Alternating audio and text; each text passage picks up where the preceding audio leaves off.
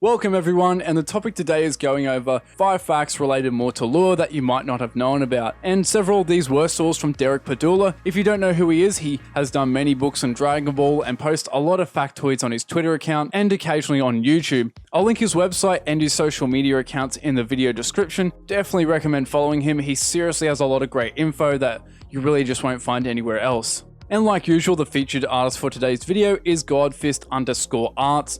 I really like the poses and gestures in his work, and I'm sure he would appreciate your support. The link to his account will be in the description, and you can tag me on Insta with this hashtag for your chance to feature in a video.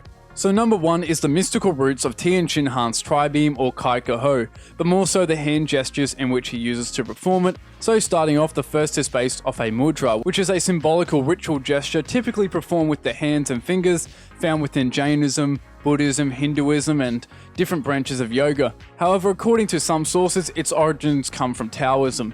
Now, the hand gesture here is the Uttari Bodhi Mudra, the Mudra of highest enlightenment. The second is a position from Qigong. Now, Qigong traditionally is usually for health and wellness, so it isn't a form of martial arts, so to say. However, it can be used to cultivate and gather your Qi, and can therefore be utilized as a basis within martial arts forms like Tai Chi and Kung Fu even. And so in this case, it is very fitting to illustrate the open hand position. Then lastly, the final hand gesture, which is similar to Zai from Kujikiri, which are a series of rituals and acts of worship, also referred to as the 9 symbolic cuts, amongst several other names. Kujikiri is also a practice found within ninjutsu, as well as Shugendo, a syncretic religion founded in Japan, and Mikyo, which literally translates to secret teachings that are taught in Shingon Buddhism, a major school within Buddhism. However, Zai can take on a separate meaning depending on what school of thought, and I found it interesting that it corresponded to the 7th chakra, the highest level out of the main ones, and is associated with oneness and transcendence of limitations. And considering that Tien has already unlocked the 6th chakra with the opening of the 3rd eye, this is quite a fitting final position for his ultimate attack. Now, I wouldn't say this connection is an absolute because the hand position of Zai isn't one-to-one with the positioning of Tien's, but Toriyama could have just drawn up a made-up positioning but still based on Zai and this concept overall. And in Daizenshuu 4, there was mention that Tien was a descendant of the 3-eyed people, which kind of downplays the significance of unlocking the 3rd eye and, the overall progression I was talking about. But Daizenshuu 4 didn't come out until October of 1995, so 5 months after the serialization of the Dragon Ball manga had ended, so it clearly was an afterthought, so the overall significance I don't think was lost. Now to number 2, the direct inspiration for the character Shula or Shura in the Japanese version, who was an anime-only character that made an appearance in episode 81 of the original Dragon Ball series.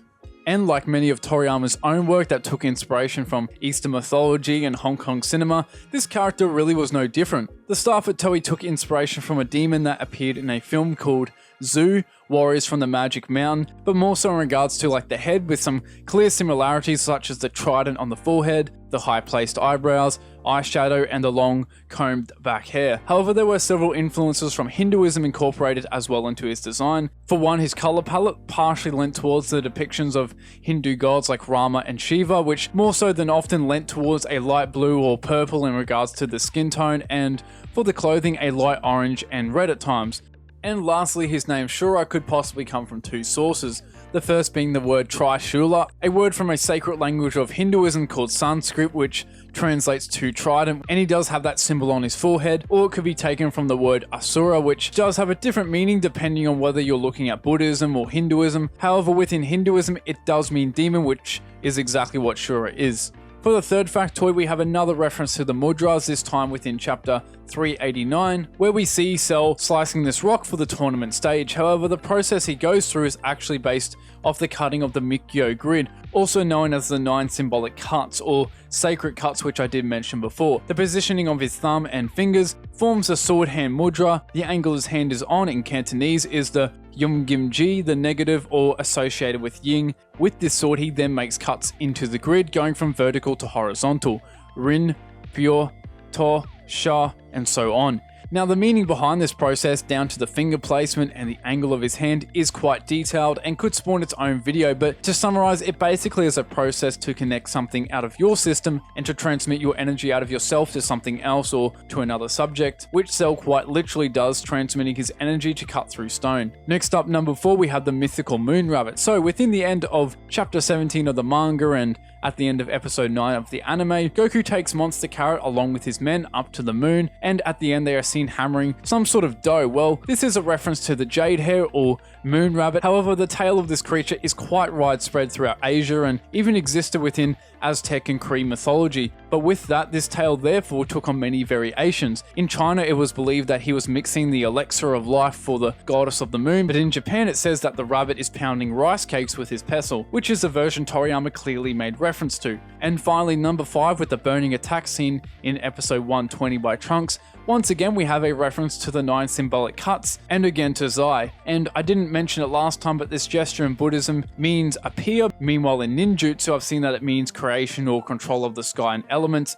and is further attributed to being conscious or becoming one with nature and the universe. Although I don't really see any implementation of these principles within this attack, so in this case Toriyama just kind of seemed to borrow the gesture and nothing more. Although it is interesting though that we see a series of quick arm movements in the lead up for this attack. It somewhat reminds me of the ritual of the 9 symbolic cuts with the sword hand mudra I discussed before in regards to cells. However, the hand gesture and the path the arm takes is completely different. So is this perhaps based off another practice or ritual found within Buddhism? Perhaps, or it could just be a variation Toriyama made loosely based off the 9 symbolic cuts. Anyway, with that final one, I will conclude this video. Thank you all for watching. Hope you enjoyed a completely non-art related topic. I certainly did. Although I will say that the first fact about Tien took literally like a day to research and write. I was hoping for this to be like a short, quick video because it seems that every week my workload somehow increases more and more, which is why there was no video last week and might not be one next week. But anyway, as I said at the start of this video, I used some of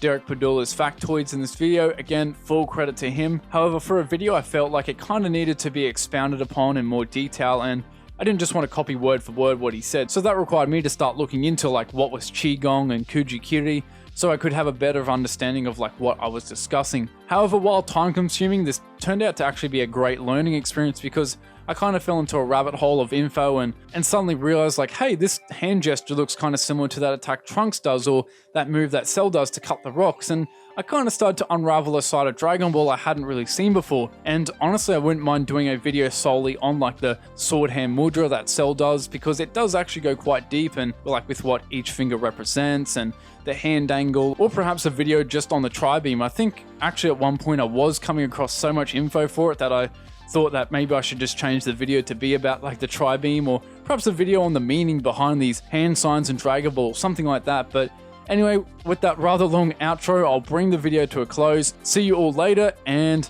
hope to see you again soon.